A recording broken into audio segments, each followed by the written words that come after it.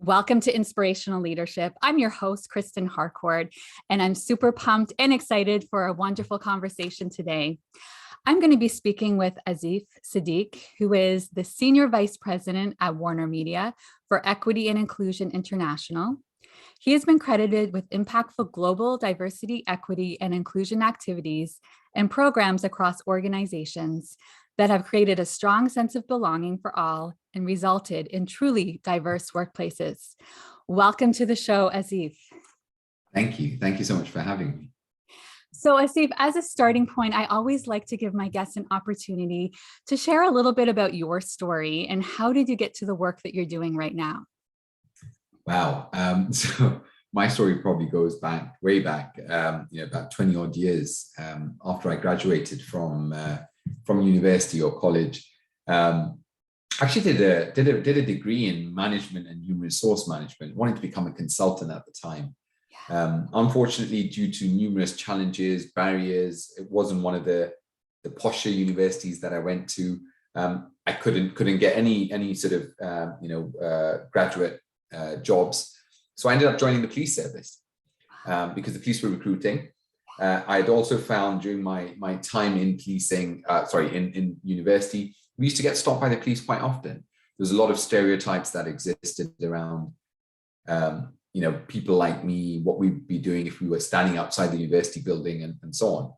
So I joined the police as a police officer, where I eventually did go on to head up the Equality, Diversity and Human Rights Department within the police. But that's where it started from, where I joined the police, saw a lot of inequalities. Not all, I wouldn't, and a lot of people ask me this question around, was the police racist? Some people maybe. Generally, it was ignorance, not knowing enough, wanting to do the right thing, but it comes out the wrong way. So, all the things we face today in everyday business and society. But that started making me think, either I sit back and just, see a lot of these things happening, or I use, the knowledge, experience I have to try to educate, better the working environment. And so that's where it started. And then subsequently, I've gone on to work for many companies, including a consultancy company, which was interesting because it was like, when I graduated, you didn't want me. 10 years later, you now want me to join. It's funny how that happens. And the fact that it's not linear, right? It zigs and it zags. Like, that's so interesting to see where it came from. And so definitely I'm hearing through your experience, you saw that there was opportunities. There's lots of opportunity for change to be happening. And when you start to think about inclusion, and I love that your TED Talk, I love the way you talk about this on LinkedIn and have really open conversations. And when you think about inclusion, I talk a lot about diversity, equity, inclusion, and belonging. And I love that you do that too, because ultimately it's around that piece of belonging. Where do you think sometimes organizations get it wrong when they're talking about what it looks like to create an inclusive workplace? Yeah, so I think there's a number of factors that can impact that. Number one, companies tend to turn to the textbook solutions, right? So what is it? What has other companies done? Or what have our competitors done in this space? The problem is no two companies are the same, even the ones in the same industry. Every company's culture is unique to them. Their working environment's unique to them. And that's the big piece, right? So it's how do companies look inwards and what's going to make a difference for their working environment? What's going to create that truly inclusive workplace? The second big challenge, I think, is many companies have a tendency to try to outsource their problems. And of course, there is times and elements you need support within this space, but you have to work with the support. You cannot expect someone to come in and magically fix your inclusion challenges. Yes, they can provide you with guidance. Yes, they can direct you in the right direction, but they need you to truly believe in it and embed it.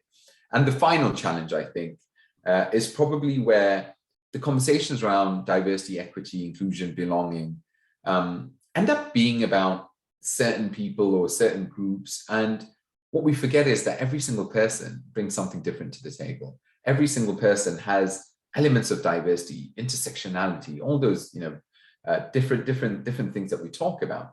Therefore, if it's something that the company truly believes in, it's something that we need everyone to understand, everyone to be part of, not just, let's put the women in a room and tell them how great they are and we need more of them, but we don't tell anyone else. If we truly believe it, Let's tell every single person in the company so that everyone understands that it benefits all of us if there's more success, more gender equity, and so on. And that example can be taken for any other area, of course, of diversity. Yeah, absolutely. And I think you talked a lot about this in terms of culture too, where people think, okay, well, we're just going to bring different people from diverse groups and then change will just happen. It's going to become a more diverse organization. And so something that shows up for me, and I love you also talked about, this isn't just from the top down, this is around peers, and there's lots of different ways this can be happening. So somebody's listening to this conversation because I'm such a big believer and we want to empower the individual, right? It's the organization. We want them to be taking steps and actions, but we also want the individual. So somebody right now is listening and they're saying, I want to contribute and be somebody that creates more an environment of belonging. What can I do? Yeah, and I think that I is probably one of the most important elements, right? What can each individual do? It's not, people like me who are going to drive change in an organization. We can just provide the tools that others need, and they need to drive change. I mean, I can talk about diversity all day long, and yes, it's me talking about it, and people will probably agree with certain elements, but that can't drive change in a business. Everyone needs to find their personal sort of why, how, and what, and then drive it from that perspective. But to really do it, there's a few things, right? There isn't a magic formula. I think what's really important is that we create psychological safety to have difficult conversations. We listen without preconceived ideas and judgment. And what do I mean by that? We talk about the fact that we want to learn, right? We want to learn about diversity. We want to learn about difference. We want to create inclusive workplaces. But yet we have assumptions on what that looks like. We have dominant cultures. Recently, I was speaking to someone and they were like, I've got an international global team and we've got some challenges with different people in certain parts of the world where they're quiet or, they don't do this. And I'm like, what makes you think your way is the right? Culturally, what they believe and their way might be right. We're not a dominant culture in the Western world. And they're like, well, actually, that's true. And I'm like, that's the problem. You're going in saying you want to create inclusion, but you're going in with a preconceived idea of what that should look like or what it should mean for someone else based on your own values, your own upbringing, your own sort of experiences. So we need to be open to listening. We need to have difficult conversations. And the other big thing, which a lot of people get wrong, is diversity, inclusion doesn't mean that we have to agree. I mean, we could disagree on something. That's the beauty of diversity, that we think differently. But how do we then come together to produce exceptional results in what we do with our differences or with our different opinions, because we're working towards a common goal or objective. But I do think it's those honest conversations, it's exploring difference, and it's being ready to listen without preconceived judgment on what the outcome should be or what we should expect. And just my final point on that, even with good intention, we can get it wrong when we make assumptions. And one of the ones which I hear a lot about is where certain people are told, and I've actually experienced this at some point as well, or numerous points in my life, where someone will come up to me and say, "Oh, your English is really good." I'm like, I've got 4 generations of people speaking English. We were speaking English in 1875, so it's it would only be good. But again, it's not, the person's not intended it in a negative way. But the consequences of that preconceived stereotype or judgment is negative. What someone should or could ask is a different question. Maybe explore that, I'm really interested to know, do you speak many languages, or what's your heritage, or, like other questions that can help maybe even answer that unconscious bias that we have, but we need to place it in a better way rather than this onus or responsibility only being with the individual that we speak to. Mm-hmm. Yeah, I've heard a variety of stories and with what you just shared there. And what it's reminding me as you're sharing that, Asif, is the fact that I feel like emotional intelligence and self-awareness is such a big part of this, because I was even thinking as you were speaking, emotional intelligence when it comes to listening, which can be around empathy and around just literally learning how to be present and not 100%. listening to respond, listening to be really coming from a place of curiosity and wanting to understand, not to be like, well, I'm listening, but I'm going to go tell you my way anyways. Exactly. And it can be uncomfortable for a lot of us, right? Because, I was reading a book recently and I love what they said that she was talking about it, a therapist, Dr. Shefali out of the US, and saying how we don't live our life, we live our patterns. Exactly. And so there's all these patterns that in our operating system. So we have this automatic way of doing it, and to pull ourselves out of it can be quite uncomfortable. So I do a lot of work with clients around emotional intelligence and mindfulness and presence. And it's just showing up for me very powerfully as you were talking right there, how those skills are so critical to be creating those environments where we can be having courageous conversations. 100%. And actually one of the big points there, and this is the changing nature of the landscape of leadership in the future, which is, if you think about every single program, every single course that every single leader's been on, and many people will know which courses I'm referring to, they used to talk about a leader as someone who doesn't show vulnerability, has all the answers, doesn't show any sign of weakness. The truth is, we don't connect with people like that. People like that write statements or annual reports, and you're like, who is that? I've never met them. We never know them. We as humans from day one have connected with other humans. And if anything, this last 2 years in the pandemic, it's shown us that as we've learned more about each other through this remote working, hybrid working, whatever it might be, we've really connected. I mean, I know I've seen all sorts, kids flying in the background, pets flying in the background, everything. I name it, I've seen it. But what that's done is it's humanized people, even our leaders who've been humanized. And that element is what we need to hold on to. Human-centric leadership is the future of leadership, because people will connect with leaders will come into a conversation, even about diversity, and say, do you know what? I don't have all the answers. I don't know everything, but I'm really eager to learn and listen. That's what people want to know. People don't want a leader to come in and say, I will solve all the problems around racism or sexism or homophobia or any other area. No, they want you to work with them and say, these are the kind of things we're exploring. So I think that change and the need for leaders to adapt their style for the future is going to be critical, because no one's looking for those perfect leaders. Mm-mm. Well, and it's also making it, I'm such a big believer in what you're role modeling as well, right? So I'm sure you've experienced this a lot, where the leader will say, no, I don't expect you to look at emails in the evening. I don't expect you to work on the weekend. I don't, yet they're sending emails constantly. It's like, well, you're saying one thing, and I'm sure great intentions, but your behaviors are not creating trustworthiness, because well, do you really mean that? Because I see what you're doing, and it's not really reflecting that. Exactly. And that is half the challenge. People will replicate behaviors they see. And even when you mentioned that, I can go back a couple of years, and I used to have a leader who would say exactly that. I don't expect anyone to respond to emails outside of working hours, but they would spend Sundays from 12 o'clock doing emails. And what that did, someone in the team would decide to respond because they felt that they needed to, and then everyone else felt that they needed to. And before you knew it, every single one of us was doing emails on a Sunday. And that was unfortunately the knock-on effect of one person or the leader saying something else, but then doing something which then sort of led everyone to believe that they must do the same. Yeah, exactly. Because you had so much experience, I was even looking at, so over the last 20 years, you've worked in Europe, North America, Middle East, Africa, and Asia. You've really had the global experience. And I'm sure in those times, you were talking about this too, around the power of story.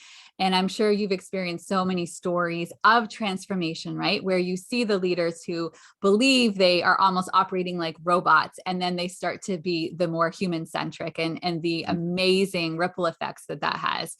I'm curious, it could be where you currently are at WarnerMedia or at some of your other organizations.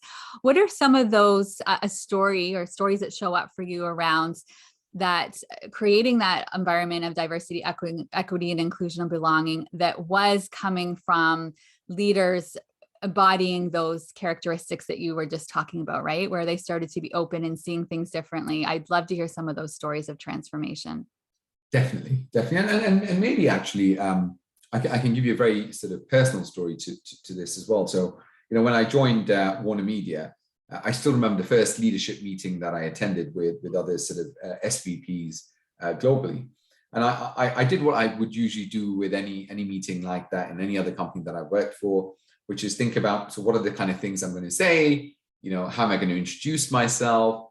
Am I going to talk about the fact that, am I going to align to the things that I think they do? So do they play golf? Do they do this? What football team do they support? So I can be ready for that. And all that kind of thought process went through my head. And then I joined this meeting. And the first thing I saw was a lot of visible diversity, right? So it's a lot of people from different backgrounds. And then as people introduced themselves to me, they couldn't have been more different from each other, like with different interests, different things. And then it came to my turn to introduce myself.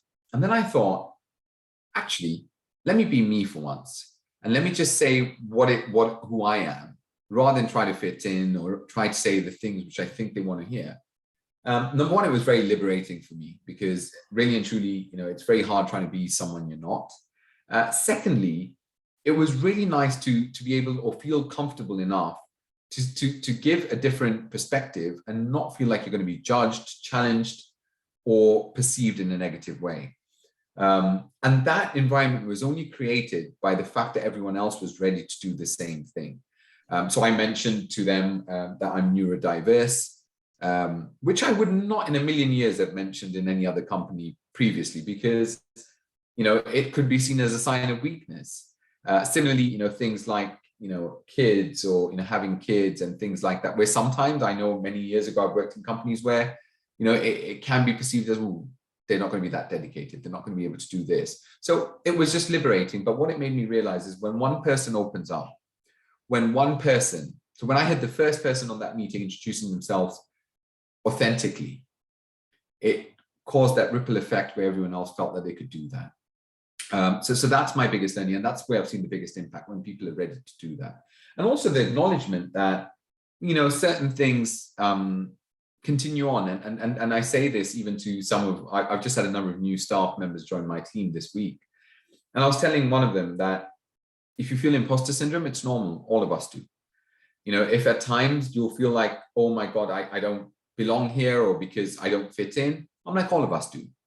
It's how you manage that and how you talk. And I'm like, I'm here to speak, to listen, and here you are. But just remember that the same step you're taking, even the CEO of the company joined at some point. He went through the same feelings, you went through the same processes. So you're not alone, and you're going through the same thing that everyone has. So I guess those things have made a big difference. Yeah, thank you for sharing that. I think it's so powerful. I mean, first of all, there's two threads there. I want to talk about the imposter syndrome one, but to stay on the one that you're talking about, I've been talking with leaders where they're in a meeting and they feel like they have to be the one who's strong and everything's going okay.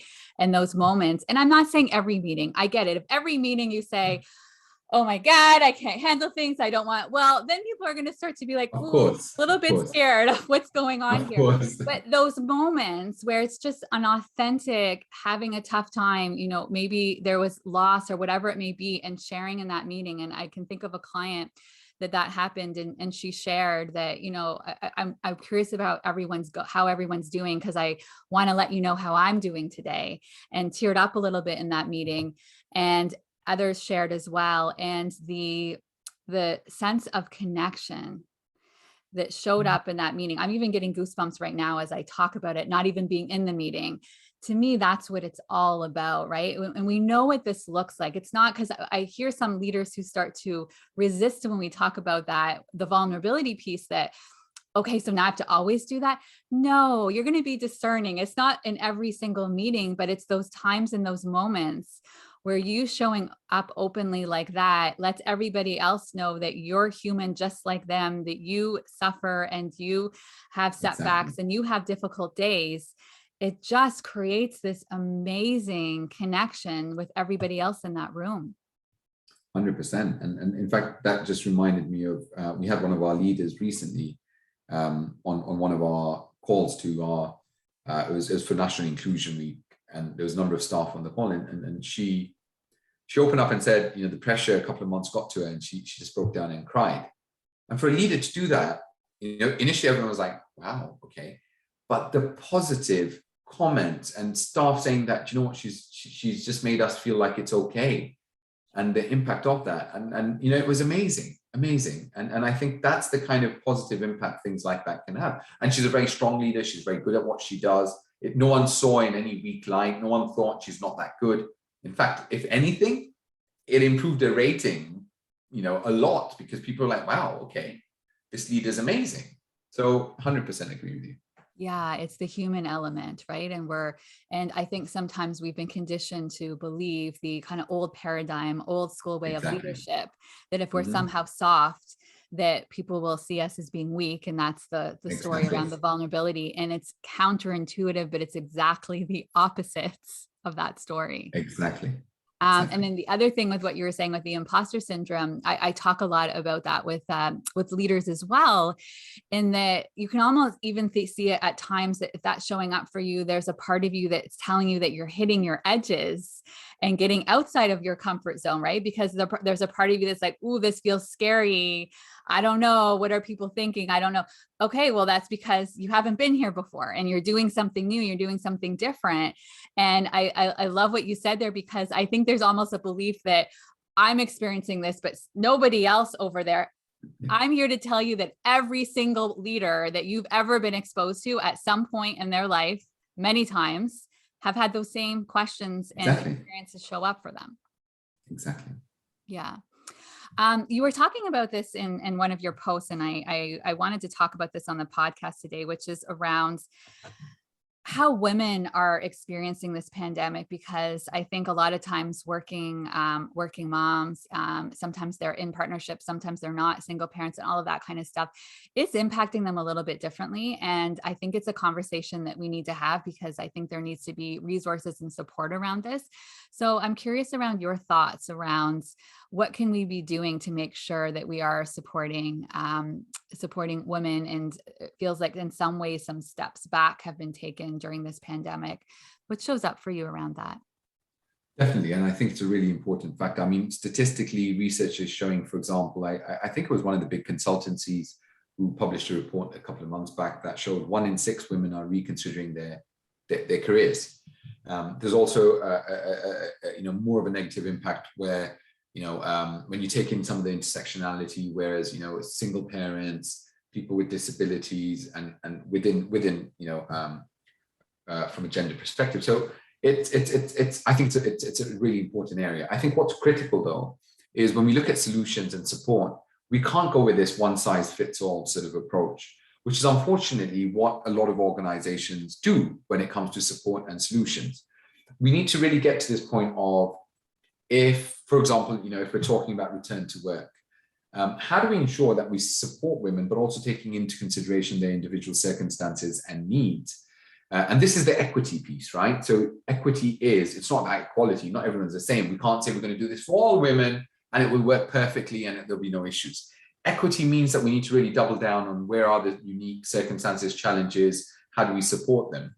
And then provide the tools for line managers, leaders, and so on, to be able to provide that support, because they are the ones who need to be interacting. It shouldn't be, we're going to refer someone somewhere for the support. It should be the line managers, but that suite of tools that they have should be, good enough to adapt to whatever the need is. I always use the analogy of, unfortunately, I've ended up doing a lot of DIY during the lockdown, largely because if Canada's anything like the UK, there is no builders available anywhere. So you have to take to YouTube and self-discovery around how to fix things. But one of the things I've constantly discovered during that period of doing a lot of DIY is I've never had the right tools. So I start a job and I realize this tool, I try hard to make that tool fit into what I need to do. And then I'm like, there must be an easier way. There must be something that's specific for this. And then I Google it and I discover there is, and I buy the tool and it reduces my time and it does the job perfectly. I think when it comes to solutions, we need to think in the same way.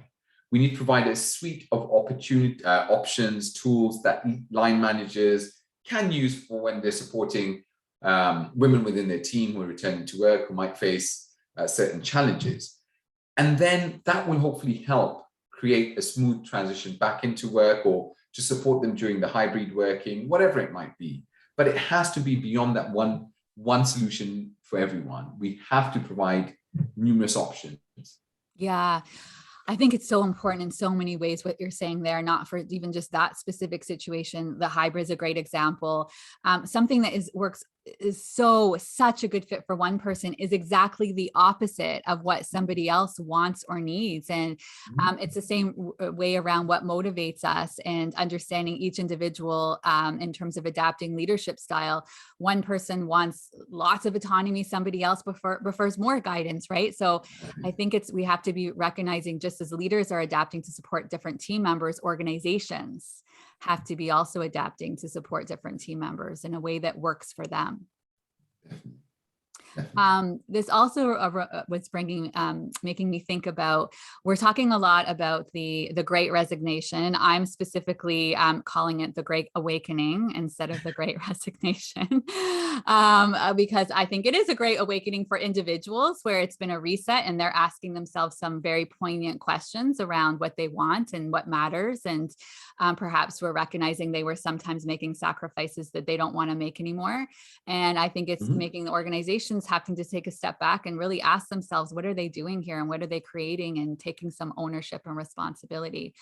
What do you see as being some opportunities with a pathway forward with this Great Awakening?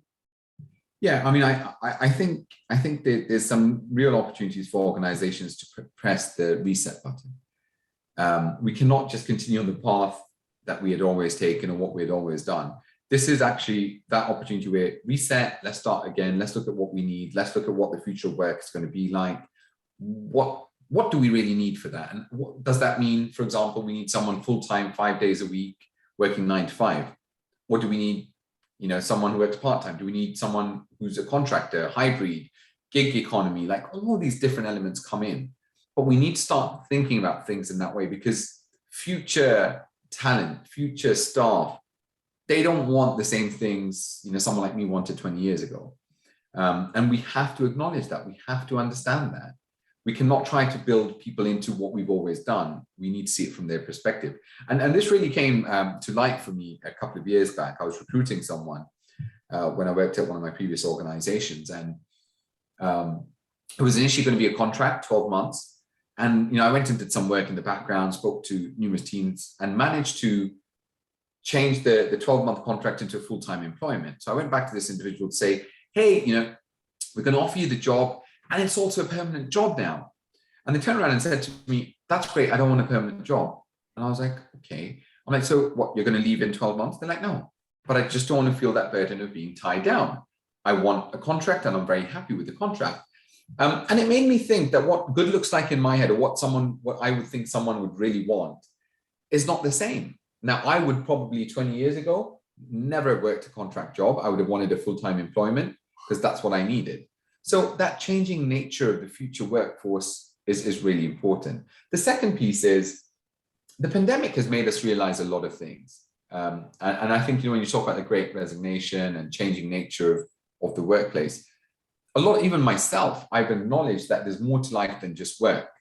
I've also spent a lot more time with my family and so on. And realize that I want some balance now. And that's fine. So again, but it's about that reset button, see, okay, what's the future going to look like? How do we build in that? Because no one will go back to 100% back to the way things were. There is no normal we're trying to get back to. Normal will be what we create for the future, which will be a mix of all these different things that matter to people that are important. And we've also discovered, actually, if anything, that these 2 years have shown us that you can still continue running businesses by not having that structure that we previously had, which should be a wake-up call for many, because I can still remember when people used to talk about flexible working 10 years ago. It was like, no, if someone's not at their desk at 8 o'clock in the morning, they're not working. Even though what people did do 10 years ago is turn up to their desk at 8 o'clock and then spend the next 2 hours on Facebook. But it was still this perception that someone's presenteeism, they're working. So we need to change the outlook of how we view things if we're truly going to capture and retain staff going into the future. It's funny. My husband's been going back and watching episodes of Seinfeld, and it's reminding me how George would park his car at like 5 o'clock in the morning. He would go somewhere else for the day, not at his job, and then come pick it up later on at 10 o'clock at night. And they're like, George is the best employee ever. The perception of the car getting there really early, leaving there late, that doesn't necessarily translate to productivity. And to be honest, it's not healthy. Like, our bodies are not designed to run in that way. We need to have sprints and actually have lots of time for rest. So that was making me laugh as you were saying that. You told me even before we had the podcast that you're comfortable sharing vulnerably. So I know this question will be easier for you. Sure. I always like to give my guests an opportunity. You're a leader, you're a work in progress. And so what are you noticing is showing up for you? Perhaps something was a recent lesson that you learned around who you are as a leader and opportunities for growth, or even aspirationally as you continue to evolve into all of your leadership capabilities. Where do you see as an opportunity for growth? So it can be in the past, something you learned, or something aspirational in the future. Definitely. I think some of the big things I learned is probably the piece that I mentioned to you a bit earlier, which was the importance of being your authentic self. You can't put a price on it. And I say that because, and I thought, by the way, I was my authentic self for many years, but I wasn't. The true discovery came for me in my current job, my current role, where I feel liberated. Now, of course, you could argue I'm that senior that I can be whoever I want, and it's fine. But regardless of that fact, it's liberating. And when I reflect on the last 20 years, some of those were very tough because I was always thinking of what, how I needed to behave, what I needed to do, what I needed to fit in. And maybe if I had spent a lot of that time instead focusing on bettering myself, improving my work, and so on, it would have made my life a lot easier in a lot of circumstances. So I think for me, the biggest thing, or the biggest realization is you need to be yourself. You need to be your authentic self.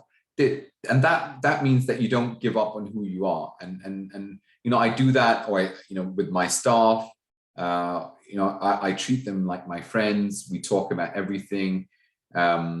Because it's important. And I've also said to them, there's times I have to make decisions as your leader. Some decisions you might not agree with, and I'm very happy to hear your challenge.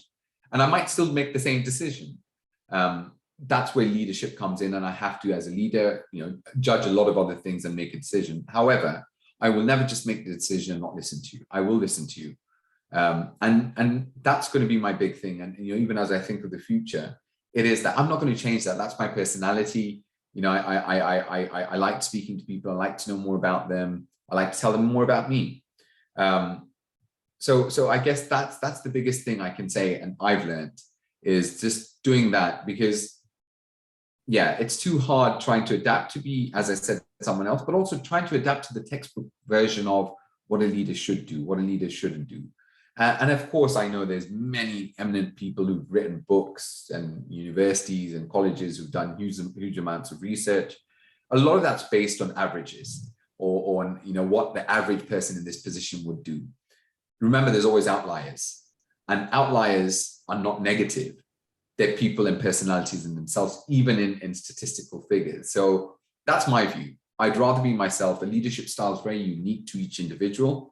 No two people's leadership styles should be the same, because you have a personality that goes behind that leadership style.